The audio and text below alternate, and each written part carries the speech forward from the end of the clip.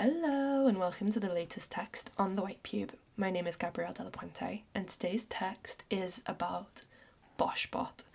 If you don't know what that means or what it is, it's fine, don't worry, I will explain everything. This text is going out on the 29th of May 2022 and the emoji summary is Earth, Tongue, Computer. I'm a bad critic. I should confess a few things. When I look at art, I look at it quickly.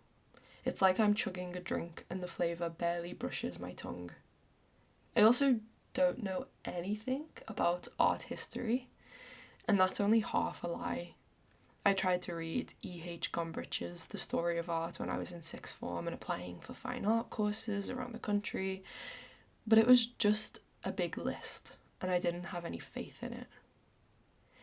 I rushed through the permanent collections in museums. I haven't read a blue plaque in my life. And yet I think about the future constantly. I'm just a weirdo running through time and galleries, too busy to look back, too fast to be pinned down. Oh, and my final confession, which doesn't make me a bad critic, it just might make me a bad person to some people in the art world, i.e. all of our readers. Is that I think all online exhibitions are bad. Bad almost always, but when paintings or other traditional art are involved, it's bad by default. No spice, no magic, nowhere near the taste buds, not even in the mouth. I haven't reviewed any online exhibitions before or during the pandemic because what I would write would be cruel. I know throwing things on the internet is the only choice sometimes, politically, financially, access-wise, pandemic-wise. And I do believe that one day someone with an imagination will solve this curatorial dilemma. But until then, I'm going to keep my mouth shut. And instead of writing about the specific online art stuff that falls flat by my impossible standards as somebody spoiled by video games, I'm going to bring your attention to what I think stays upright, even when it's doing it by accident. Boschbot. There is a Twitter bot that tweets a zoomed-in crop of Hieronymus Bosch's famous painting, The Garden of Earthly Delights, every few hours or so. Made by an IT consultant called Nig Thomas, it's been running for years. At the time of writing, it is 89.7 thousand tweets into its continuous examination. I messaged to ask if it had repeated itself at all, and the maker told me that he doesn't log the coordinates, but he thinks because there are 4 random numbers in play, it has a low likelihood. If you're not familiar, The Garden of Earthly Delights is a medieval triptych made somewhere between 1490 and 1510 by the Netherlandish master. The left panel shows Adam and Eve being brought together by God, who is painted looking directly at us. It presents the beginning of civilization according to Christianity. That side is calm. A little tense given the fall that soon got these kids kicked out of the club, but spacious and bright in its dawn. In contrast, the middle panel is insane. Teeming with happy naked people on a sunny day, everybody is sinning to their heart's content. It is overwhelming. A hedonistic Where's Wally the Gangbang edition set in the Garden of Eden. It is as absurd as it is hot. A gay man bends over with flowers coming out of his anus. A white man leans in to kiss a black woman, who may or may not be pregnant, as they both ride on the back of a giant duck. Another couple have sex inside an empty mussel shell, pearls spilling out all around them. Everyone is drooling as they bite into huge pieces of fruit at the best pool party of all time. Through my modern eyes, it's great. But the final panel on the right is a killjoy. Switching to dark mode, violent and fiery, all of the sinners are pulled apart by demons and abstractions in a batshit depiction of hell. It's the conclusion in this lively story, and even the ending is cool. The side panels are actually able to fold over the central one. Artists would make these triptychs to be placed on altars. The doors, when closed, complete two halves of an almost monochromatic world as it is being created by God. But of course, it is the busy scene behind the doors that is the reason for this painting's fame. I love it. I think from my contemporary position, I cannot imagine the soft little people of the past ever imagining such debauchery, let alone painting it. But I'm not giving Christianity enough credit or these artists. I actually grew up as an altar girl and had a priest for a family friend. I can't remember ever believing in any of it, but I remember reading about hell and feeling scared for the people that did. Bosch grew up in a town packed with churches. He created works that were installed in these buildings, and he was part of a religious brotherhood. His lifestyle was very much dictated by moral authority as he heeded it from the Bible. Because I am who I am, I want this artwork, the central panel at least, to be a crazed utopia, inspiration for what to do this summer and every summer after, BuzzFeed's 20 ideas for fun couple activities, Cosmo's tips on ways to incorporate huge fruit and other people into your sex life. But because of this very real context, the piece can be read as a pretty straightforward piece of propaganda. It is determined by Bosch's faith and the destiny he believed in for the people who veered outside of it. I think he would hit me over the head with a heavy book for thinking these things, but even the idea of that makes me laugh. He was living during the Renaissance, when developments in art and science were speeding people away from the medieval age and into a modern one, which might have given him some good panic and inspiration for the hyperbole he has boiled into this painting. You know, the recent memes that post pictures of something insane we do today alongside the caption, "This would kill a small Victorian child." I think Bosch would die if he watched a single episode of Euphoria. Or maybe he'd love it? No, ignore me. He would probably think it was a fable.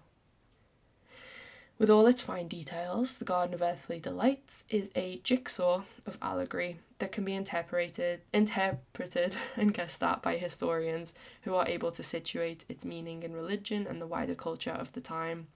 But there is no single truth when it comes to reading the symbolism.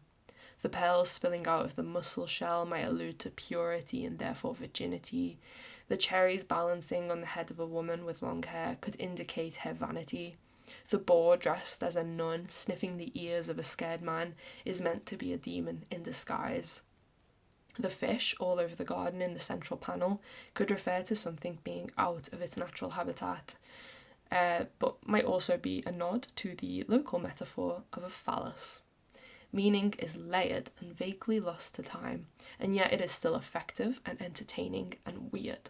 It can be viewed in person at the Prado in Madrid, or if you have a better computer than mine, you can download a reproduction of it from Wikipedia that is 30,000 pixels wide.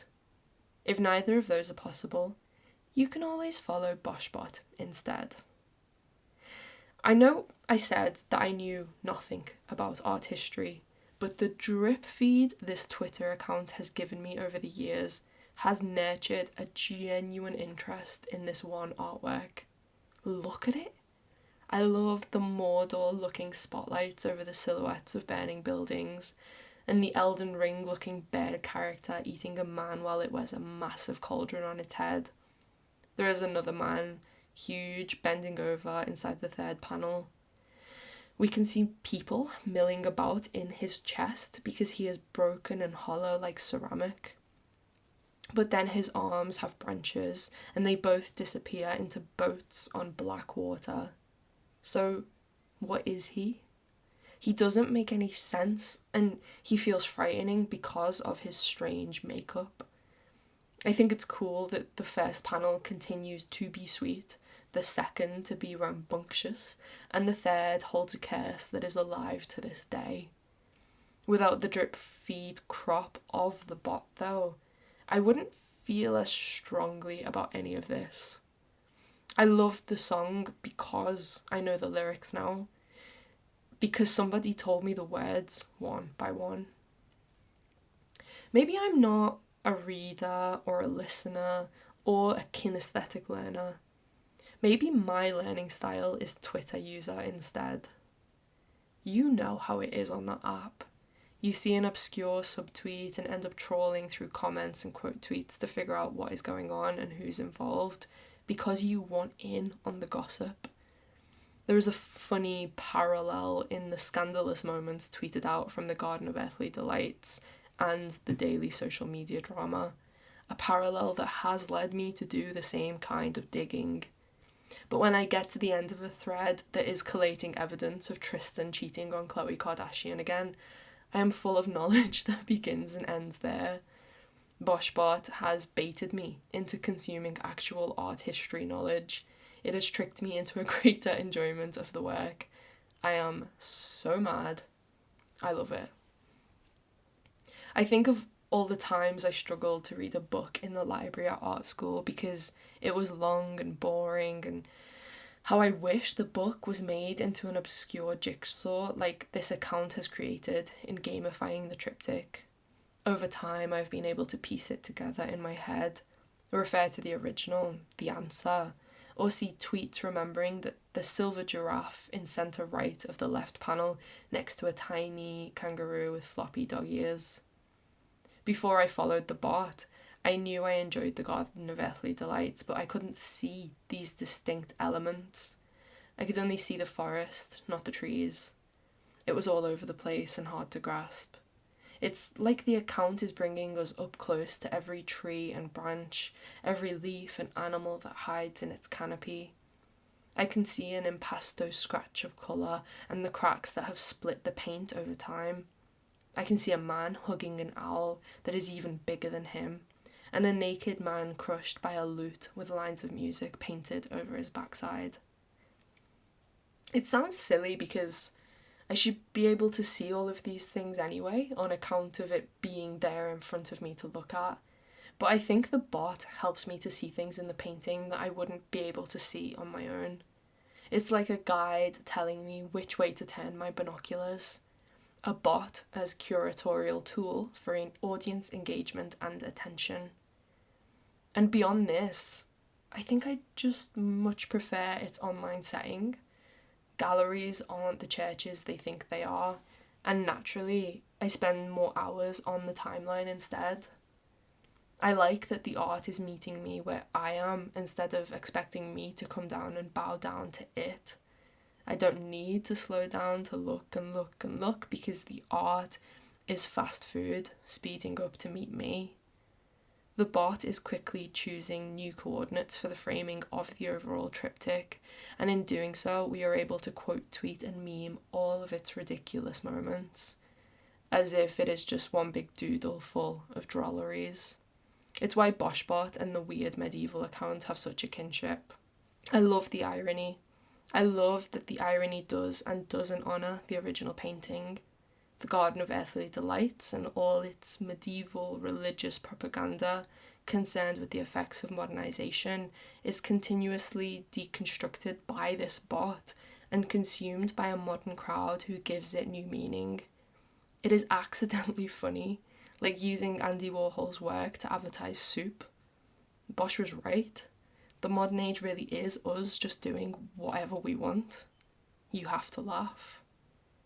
I love Boschbot for selfish reasons. It makes me feel less guilty about all the things I am doing bad in my job as a critic. I don't spend long looking at paintings, so it both slows things down for me and speeds them up. I know nothing about art history, but I could stand in front of that painting IRL and confidently tell you things about it. And when it comes to online exhibitioning as a format, it presents one solution. I don't think it is enough to put a picture on the internet like you would a painting on a wall, when the wall isn't really there, so the painting can't be either. Boschbot is presenting the painting, albeit with a blasphemous treatment, in a way that shows genuine familiarity with the spatiality of the internet and its culture too. It is posting constantly. It is moving. It is posting in the slipstream, and I am watching what it does from the splash zone. Okay, thank you for listening. I really recommend following it. I also, if you do go and follow it, recommend like turning your Twitter timeline so that you see things in chronological order as opposed to like algorithmic order. I've been following this account for years, but like I think maybe about a month or two ago I switched back to chronological order, and I remembered like how much I loved it, hence me writing this this insane review. Yeah, I think it's great. Sorry about today's like chaotic reading. I felt like I kept slipping in and out of like reading fast and reading slow and like messing up words and stuff. I am absolutely knackered. Me and Zarina were together this week, which is like amazing. She came to stay in my house for the week, and we were trying to write, don't tell anyone, a book proposal.